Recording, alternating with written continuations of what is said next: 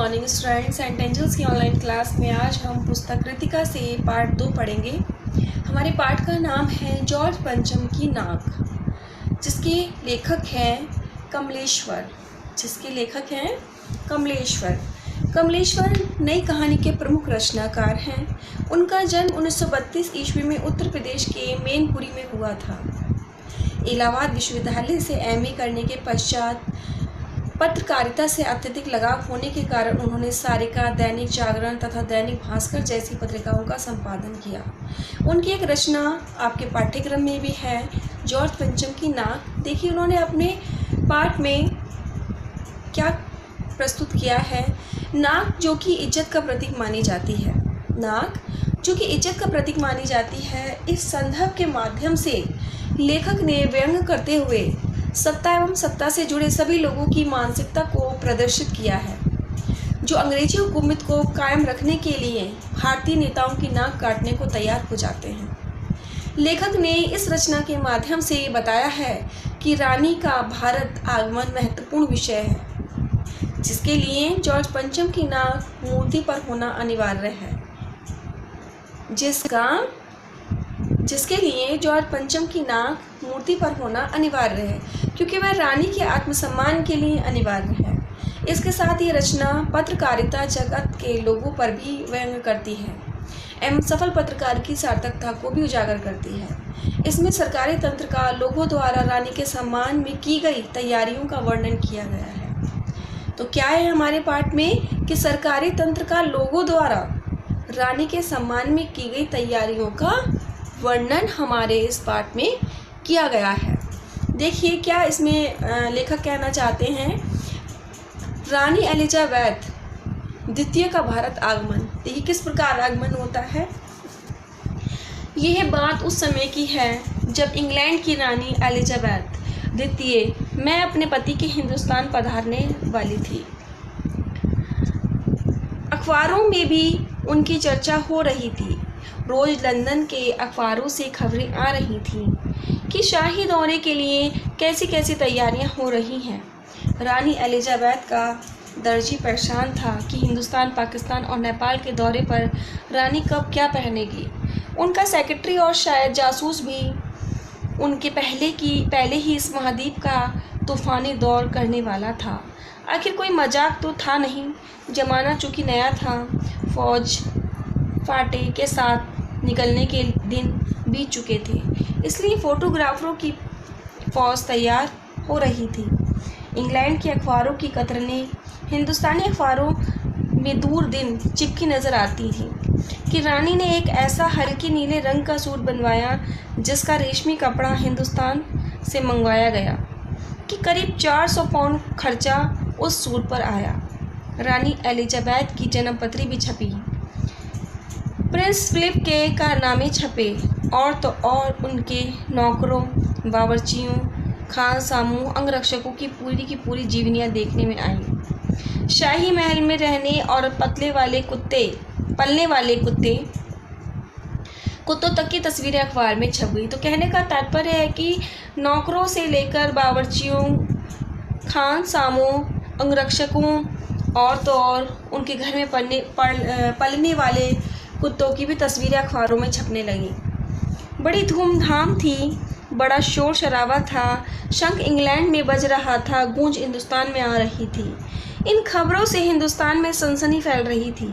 राजस्थान में तहलका मचा हुआ था। जो रानी 5000 रुपये का रेशमी सूट पहनकर पालम के हवाई अड्डे पर उतरेगी, उसके लिए कुछ तो होना ही चाहिए। कुछ क्या, बहुत कुछ होना चाहिए। जिसके बावर्ची पहले महायुद्ध में जान हथेली लेकर लड़ चुके हैं, उसकी शान शौकत के क्या कहने।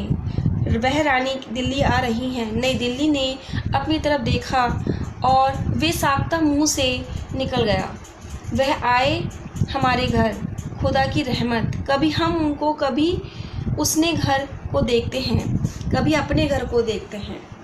क्या वह आए हमारे घर, खुदा की रहमत। कभी हम उनको, कभी अपने घर को देखते हैं। और देखते ही देखते नई दिल्ली का कायापलट होने लगा और करिश्मा तो यह था कि किसी ने किसी से नहीं कहा, किसी ने किसी को नहीं देखा, पर सड़कें जवान हो गई, बुढ़ापे की धूल साफ हो गई, इमारतों ने नाज़नीनों की तरह श्रृंगार किया। लेकिन एक बड़ी मुश्किल पेश थी, वह भी जॉर्ज पंचम की नाक। नई दिल्ली में सब कुछ था, सब कुछ होता जा रहा था, सब कुछ तो हो जाने की उम्मीद थी, पर जॉर्ज पंचम की नाक बड़ी मुसीबत थी। नई दिल्ली में ये सब था, सिर्फ नाक ही नहीं थी, एक नाक की भी एक लंबी दास्तान है। इस नाक के लिए बड़े तहलके मचे थे, किसी वक्त आंदोलन हुए थे, राजनीति पार्टियों ने प्रस्ताव पास किए थे, चंदा जमा किया था, कुछ नेताओं ने भाषण भी दिए थे, गर्मा गर्म बहसें भी हुई थीं, अखबारों के पन्ने रंगे गए थे। बहस इस बात पर थी कि जॉर्ज पंचम की नाक रहने दी जाए या हटा दी जाए। और जैसा कि हर राजनीतिक आंदोलन में होता है, कुछ पक्ष में तो कुछ विपक्ष और ज़्यादातर लोग खामोश थे। खामोश रहने वालों की ताकत दोनों तरफ थी। ये आंदोलन चल रहा था, जॉर्ज पंचम की नाक के लिए हथियारबंद पहरेदार तैनात कर दिए गए थे। क्या मजाल कि कोई उनकी नाक तक पहुंच जाए। हिंदुस्तान में जगह जगह ऐसी नाकें खड़ी थीं, और जिन तक लोगों के हाथ पहुंच गए उन्हें शान और शौकत के साथ उतारकर अजायब घरों में पहुंचा दिया गया। कहीं कहीं तो शाही लाटों की नाकों के लिए गुरिल्ला युद्ध तो होता रहा।